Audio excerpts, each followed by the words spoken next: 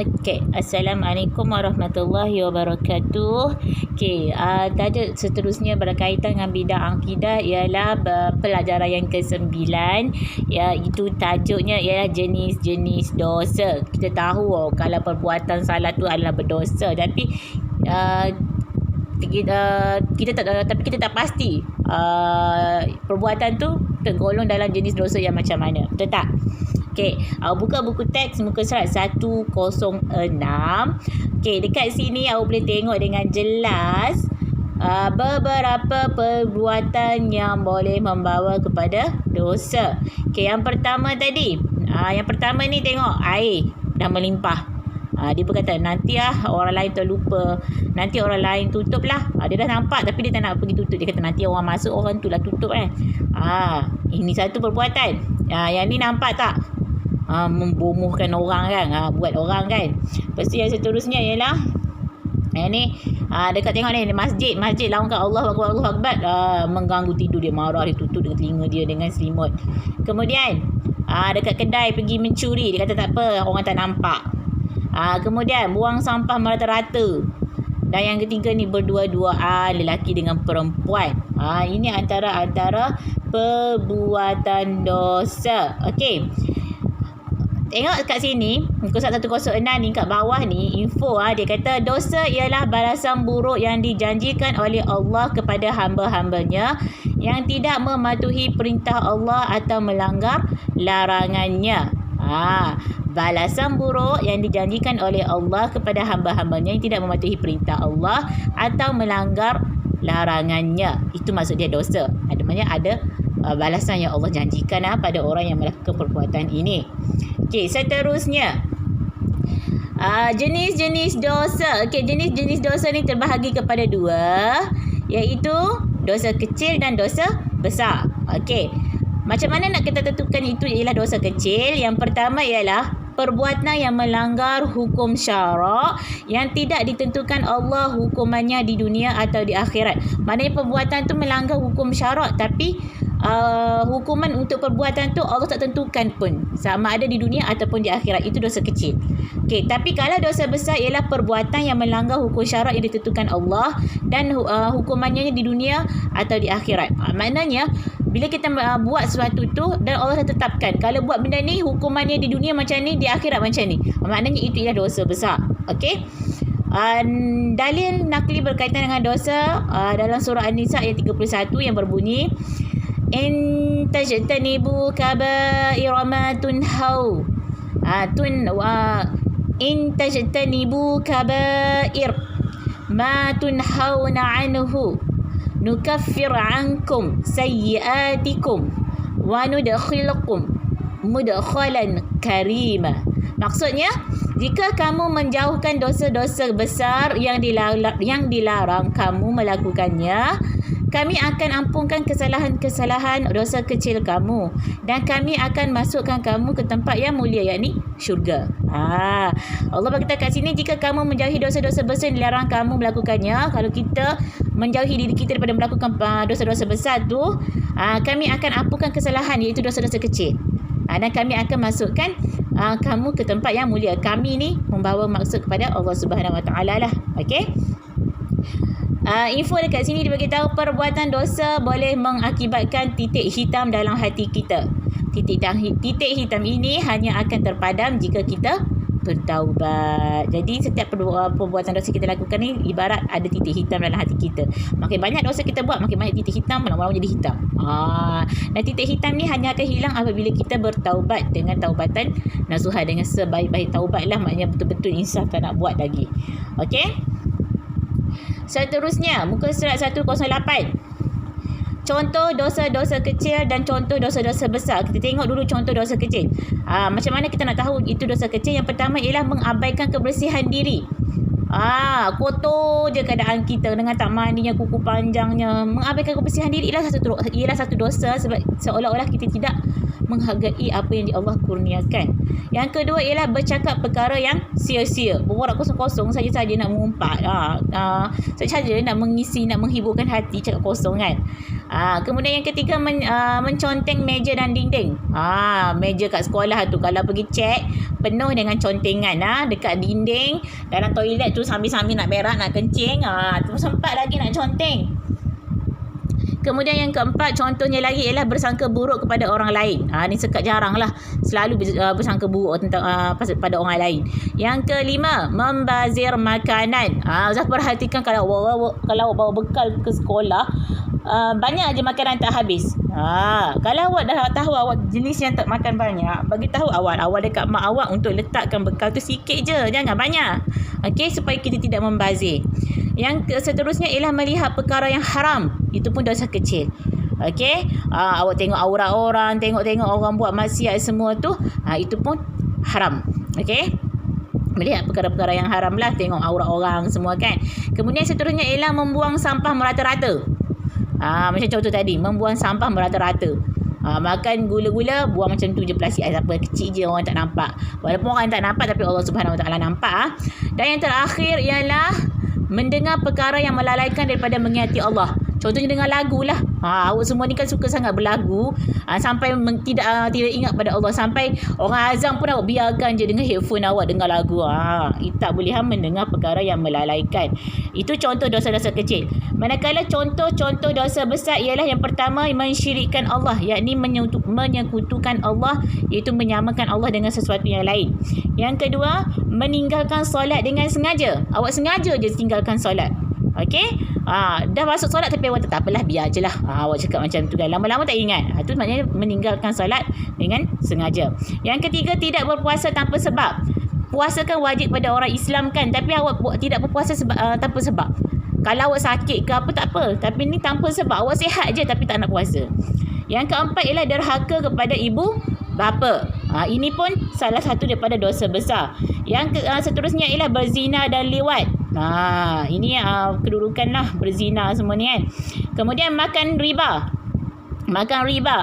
Kemudian mencuri. Yang seterusnya ialah minum arak. Seterusnya ialah bercakap bohong. Dan yang terakhir ialah mengumpat. Ingat mengumpat itu dosa besar. Jangan main-main. Kita kadang-kadang tu terlepas cakap. Okey, balasan di atas perbuatan dosa. Okey, apa balasan di atas perbuatan dosa? Yang pertama ialah mensyirikkan Allah. Kalau kita mensyirikkan Allah,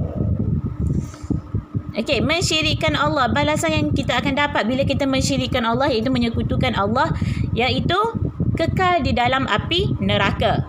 Okey, kedua, perbuatan meninggalkan solat dengan sengaja. Bila kita tinggalkan solat dengan sengaja, kita akan dimasukkan ke dalam neraka yang bernama Saqar dan akan dikumpulkan bersama-sama orang yang rugi seperti Fir'aun dan Qarun. Na'udzubillah lah. Okey. Kemudian seterusnya ialah derhaka kepada ibu bapa. Bila kita derhaka pada ibu bapa, kita akan mendapat kemurkaan Allah dan jauh daripada rahmat Allah. Zina. Bila kita berzina, apa yang kita akan dapat ialah akan dilipat gandakan azab pada hari kiamat dan kekal dalam kehinaan. Allahu Akbar kan? Dilipat gandakan azab tu, berlipat ganda azab yang kita akan terima kalau berzina. Makan riba. Riba ni mengauk keuntungan berlebih-lebih ni. Ialah memiliki perut yang sangat besar sehingga sukar untuk bergerak. Orang yang makan riba ni perut dia akan besar sehingga sukar untuk bergerak. Jadi ini antara hukuman lah yang Allah tunjukkan pada orang yang makan riba. Tapi janganlah pula awak pergi tengok pakcik-makcik ke yang perut besar, awak kata makcik ni makan riba ni sebab perut besar. Jangan. Tak semestinya macam tu. Tapi nak bagi tahu dekat awak, orang yang makan riba ni dia akan memiliki perut yang sangat besar. Okey, jangan mudah nak sekat jarang orang. Yang seterusnya ialah minum arak. Minum arak ialah tidak dapat mencium bau syurga, apatah lagi memasukinya. Itu hukuman bagi orang yang minum arak. Nak masuk syurga, nak cium syurga pun tak boleh, apatah lagi nak masuk syurga. Kemudian rasuah. Rasuah ni, bila orang makan rasuah ni, Allah melaknat ke atas pemberi dan penerima rasuah. Allah dah bagi tahu. Orang yang beri rasuah, orang yang termasuk orang yang terlibat dalam rasuah ni, sama ada yang memberi ke, yang menerima ke, kedua-duanya Allah laknat. Allah dah bagi tahu siap-siap. Itu hukuman dia bagi perbuatan-perbuatan tersebut. Okey. Bagaimana bila kita melakukan dosa, macam mana kita nak hapuskan? Yang pertama, cara menghapuskan dosa. Okey, iaitu yang pertama, memohon keampunan dengan memperbanyakkan istighfar. Astagfirullahalazim. Kita banyakkan istighfar. Yang kedua, memohon maaf jika melakukan kesalahan dengan orang lain, dengan manusia. Kalau kita ada kesalahan dengan orang manusia, kita minta maaf dengan manusia. Okey. Tadi kan pecahan dosa ada dua, dosa kecil dengan dosa besar. Jadi macam mana kita nak hapuskan dosa kecil? Iaitu dengan melakukan amalan fardu dan sunat. Kita lakukan amalan wajib tu dengan sebetul-betulnya dan kita cuba amalkan amalan sunat. Yang kedua, melakukan kebajikan. Maknanya kita melakukan kebaikan. Bersedekah lah. Banyaklah benda yang kita boleh buat. Bersedekah, menghormati orang lain. Segala amal kebajikan yang boleh kita lakukan. Kemudian menjauhi dosa besar. Cuba jauhi dosa-dosa besar tadilah yang ada dekat atas tadi kan. Okey, seterusnya dosa besar. Macam mana kita nak bertaubat daripada melakukan dosa besar? Itu yang pertama, menyesali dan benci perbuatan dosa. Kita kena betul-betul ada rasa menyesal dan kita benci sangat dengan perbuatan tu. Okey, yang kedua, meninggalkan perbuatan tersebut. Bila kita dah menyesal, dah benci, kita kena tinggallah amalan tu. Kemudian yang ketiga, berazam tidak mahu mengulangi. Bila kita dah tinggal, kita kena berazam, berniat, berazam dengan kuat bahawa kita tidak akan mengulangi kesilapan tu lagi. Dan yang keempat, menebus kesalahan yang dilakukan. Kita tebus balik kesalahan tu. Okey, nak tebus dengan cara macam mana? Dengan kita memperbaiki diri kita, mendekatkan diri kita daripada Allah Subhanahu Wa Taala. Okey. Cara menjauhi dosa besar dan dosa kecil. Macam mana kita nak jauhkan diri kita daripada dosa besar dan dosa kecil? Yang pertama dekat sini, iaitu taat perintah Allah dan menjauhi maksiat. Kita buat apa yang Allah suruh dan kita jauhi apa yang Allah larang. Kemudian ingat dan takut akan azab Allah. Kita sentiasa kena ingat dan gerun dengan azab yang dijadikan oleh Allah Subhanahu Wa Taala. Kemudian bergaul dengan sahabat yang baik.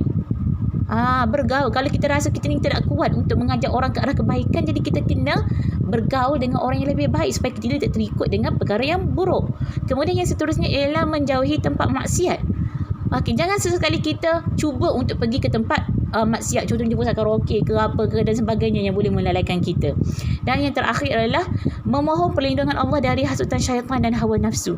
Jadi setiap kali kita solat, setiap kali kita rasa ada sesuatu yang mengganggu kita, kita angkat tangan tadah dengan doa pada Allah, mohon perlindungan daripada Allah Subhanahu Wa Taala supaya kita ni tidak termakan hasutan manusia maupun syaitan. Okey? Kemudian, faedah menjauhi dosa kecil dan dosa besar. Apa faedah kita akan perolehi bila kita menjauhi dosa kecil dan dosa besar ni? Yang pertama sekali ialah hati selalu tenang. Bila kita dah jauhi dosa kecil dan dosa besar ni, hati kita akan rasa tenang. Yang kedua ialah memperolehi kehidupan yang baik lah. Sebab kita tidak bergelumang dengan dosa. Kemudian yang ketiga, mendapat rahmat dan berkat. Yang keempat, beroleh syurga dan dijauhi daripada api neraka. Alhamdulillah, yang ni kita nak. Beroleh syurga dan dijauhi daripada azab api neraka. Dan yang terakhir, mencapai kebahagiaan di dunia dan di akhirat. Yang ni yang kita semua impikan. Yang mana kita mencapai kebahagiaan di dunia maupun di akhirat. Kita nak bahagia bukan setakat di dunia aja, kita nak bahagia juga di akhirat. Jadi bila kita nak kejar pada dua-dua tu, kita kena seimbangkan antara dunia dengan akhirat. Okey? Jadi kita buat apa yang Allah nak, kita tinggalkan apa yang Allah suruh. Okey? Itu yang berkaitan dengan tajuk dosa-dosa kecil dan dosa-dosa besar. Okey, rumusan yang dapat kita buat dekat sini yang berkaitan dengan tajuk ni ialah kita hendaklah menjauhi dosa kecil dan dosa besar. Bersegeralah bertaubat dan beristighfar apabila melakukan kesalahan. Ini caranya kerumusan kita lah. Jadi sekarang ni kita dah jelas berkaitan dengan dosa. Yang mana dosa ni ada dua jenis. Dosa kecil dan dosa besar. Kalau dosa kecil ni kita dah tahu dah dijelaskan dalam tajuk ni. Yang mana dosa kecil ialah dosa yang kita lakukan yang tidak dinyatakan oleh Allah Subhanahu Wa Taala hukuman dia sama ada di dunia maupun di akhirat. Tapi perbuatan itu menyalahi hukum syarak. Okey, manakala dosa besar ni pula merupakan perbuatan yang kita lakukan di mana Allah dah bagi tahu siap-siap. hukuman di dunia dan juga hukuman di akhirat. Itu dosa besar. Okey, jadi bila kita dah tahu, kita dah belajar macam mana kita nak hindarkan diri kita daripada melakukan dosa, macam mana kita nak menghapuskan dosa kita cuba lakukan. Kita sama-sama lakukan. Bukan setakat awak je. Ustaz juga mengingatkan diri Ustaz sendiri. Okey, jadi kita sama-sama lakukan, sama-sama membaiki, menyempurnakan keimanan kita pada Allah Subhanahu Wa Taala supaya kita dapat capai impian kita untuk bahagia di dunia dan juga di akhirat. Okey? Itu saja daripada Ustazah untuk hari ini. Assalamualaikum warahmatullahi wabarakatuh.